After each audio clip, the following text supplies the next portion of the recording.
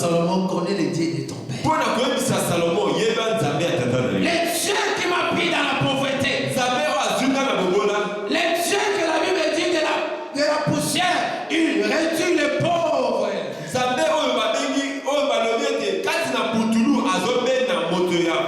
Et du filier, il relève les indigents.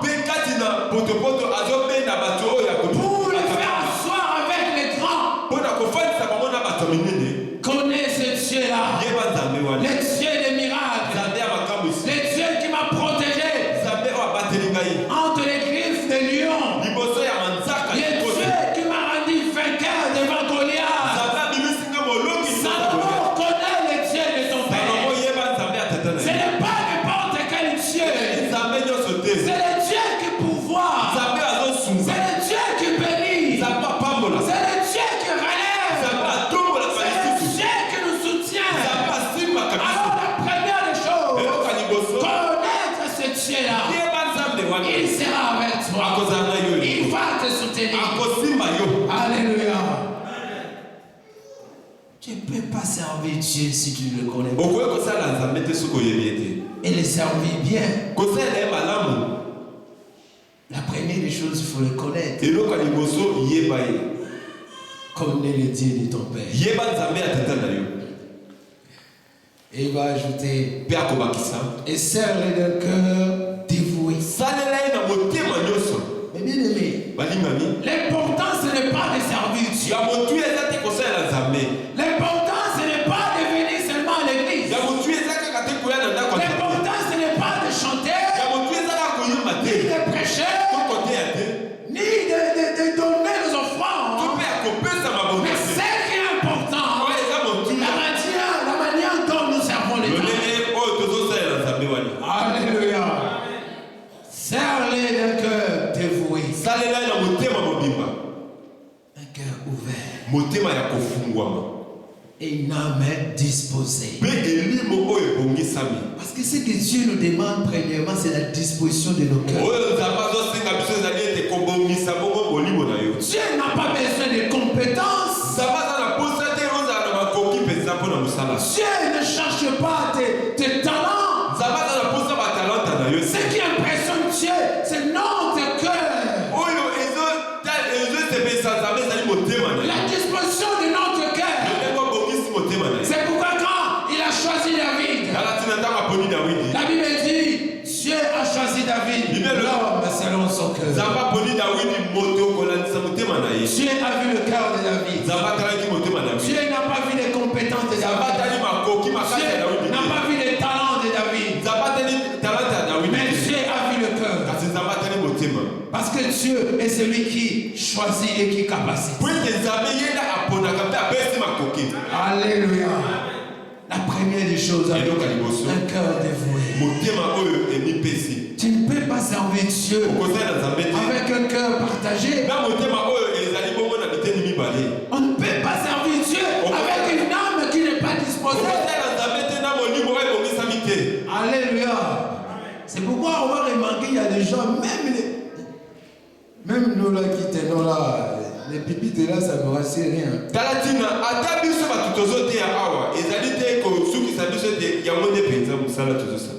Il y en a même qui prêchent.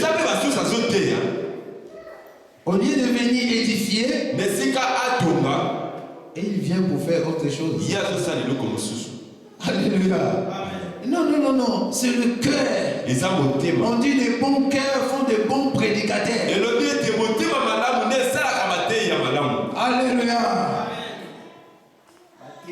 Amen. Amen. Le bon cœur, le cœur.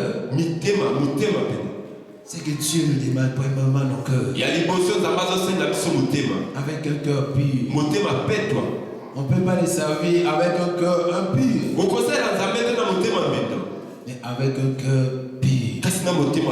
Disposé. Vous savez, des fois, même c'est pourquoi on va voir, il y a des gens, en regardant, tu vois, la personne n'a pas vraiment de capacités ou il n'a pas vraiment de compétences comme il faut.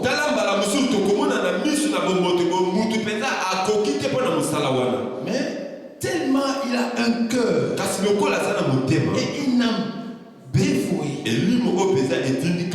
Et il arrive quand même à monter. Alléluia. Mais quelqu'un qui a des compétences,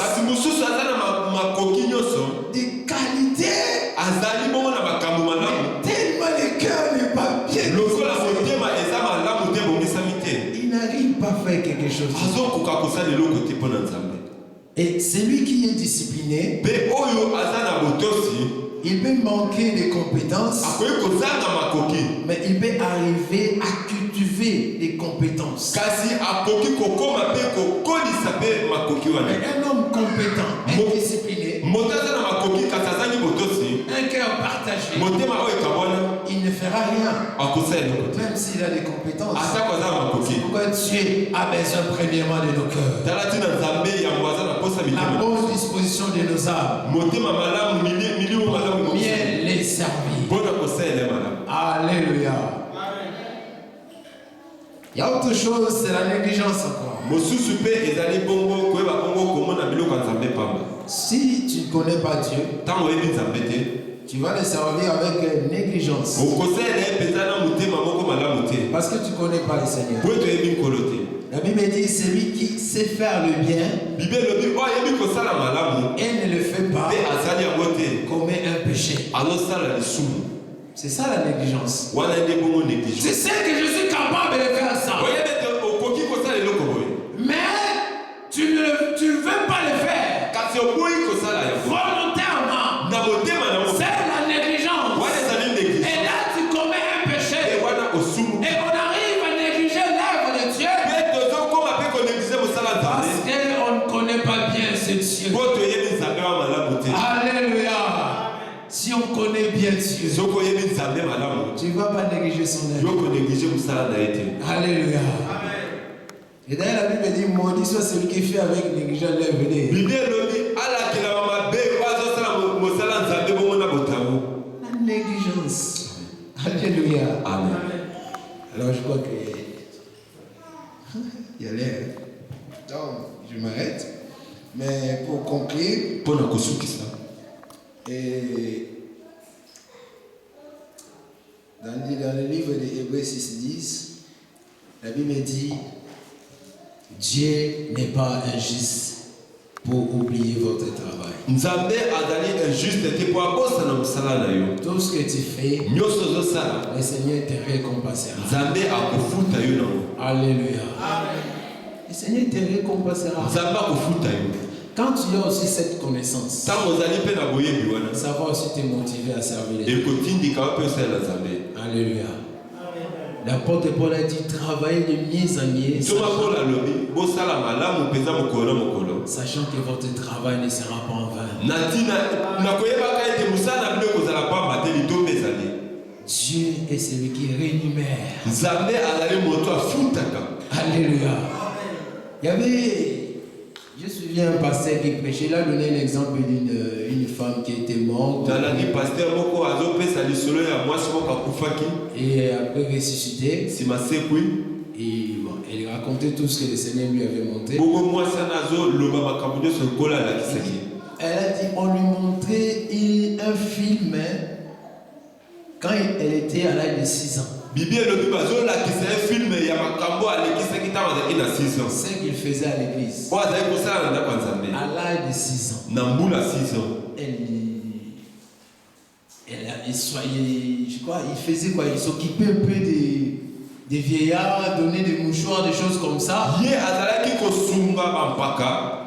Et on lui a montré ce film. Mais bien, mais pour dire que le Seigneur, même les moindres choses que tu fais dans son œuvre, il n'oublie pas. Alléluia. Amen. Et la Bible dit, vous servirez l'Éternel votre Dieu et il vous bénira. Il vous bénira. Connais ce Dieu et serre-le d'un cœur avec motivation. Tu ne sers pas le pasteur, mais tu sers Dieu au travers des noms que Dieu a établis. Parce que si tu mets dans ta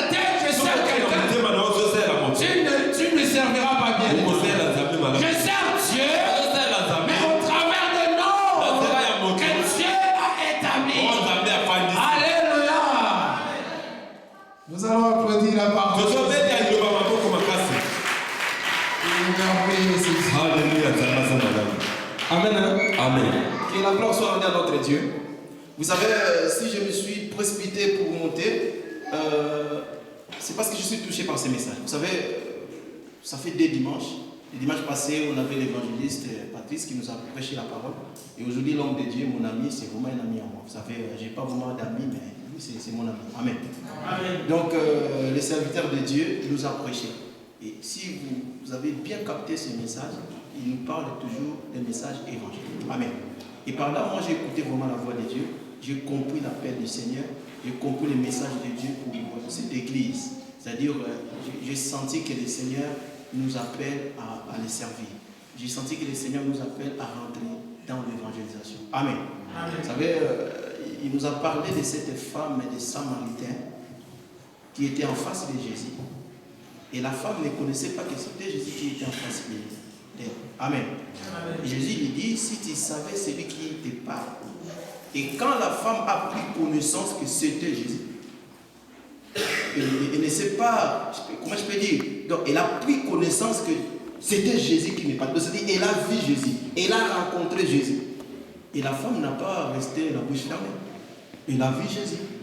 Après avoir vu Jésus, après avoir rencontré Jésus, qu'est-ce que la femme a fait? Elle est allée témoigner ce qu'elle avait vu à d'autres personnes. Amen. C'est ça ce que nous appelons l'évangélisation. Donc, d'un côté, nous allons comprendre que cette femme a fait quoi? A évangélisé. Et laisse-moi vous dire, évangéliser n'est pas synonyme d'être évangéliste. Alléluia. Ici, la femme a évangélisé, mais cela n'est pas dit que la femme était devenue évangéliste. Amen. Elle a évangélisé. Évangéliser, c'est tout simplement dire, c'est-à-dire témoigner. Quand on évangélise, c'est-à-dire qu'on témoigne ce que nous avons vu de Dieu. C'est-à-dire qu'il faut témoigner cela à d'autres personnes. Amen. Amen. Nous devons témoigner ce que Dieu fait dans notre vie. Nous avons vu Jésus. Nous venons dans l'église. Nous voyons ce que Dieu fait dans notre vie. Mais il ne faut pas que cela reste seulement pour nous-mêmes. Nous devons aller aussi annoncer ce que nous voyons à d'autres personnes. Amen. C'est ça le souhait de Dieu. Et pour faire cette œuvre, cela n'est pas question du sexe. Cela ne demande pas, ce n'est pas question d'âge. Une femme, un homme, cela c'est pour tout le monde. Amen. Donc servir Dieu, ce n'est pas seulement pour les hommes, c'est pour tous les êtres humains. Amen. Amen. Dieu nous appelle à les servir. Nous ne voulons pas être une église de téléspectateurs. Mais je vous dis tout le temps que le Seigneur cherche. Nous voulons être une église où tous nous devons être des acteurs et des actrices. Amen. Amen. Il ne faut pas se contenter de rester seulement, tu viens à l'église, tu sors. Mais non, il faut que dans l'église, il a dit que cette église devienne un royaume des sacrificateurs, que tout le monde puisse servir le Seigneur. C'est ça le souhait de Dieu. Amen. Et servir le Seigneur n'est pas seulement synonyme de venir à l'église, vous vous asseyez. Non. Servir le Seigneur, c'est quand vous le servez en chantant, sentez que vous êtes en train de servir le Seigneur. Amen. Quand vous servez le Seigneur dans le protocole, vous servez le Seigneur. C'est ça, servir Dieu. Et voilà pourquoi je me suis mis debout pour que nous puissions mettre en pratique cette parole de Dieu qui nous a parlé depuis, ça fait 2 dimanches. De cela nous pousse à créer un groupe d'évangélisation. Dites Amen avec moi. Dans cette église, il n'y a pas un groupe d'évangélisation. Dans cette église, il n'y a pas un groupe de gens qui peuvent faire suivi. Ce qui nous manque dans l'église. Il faut que l'église de Dieu puisse avoir un groupe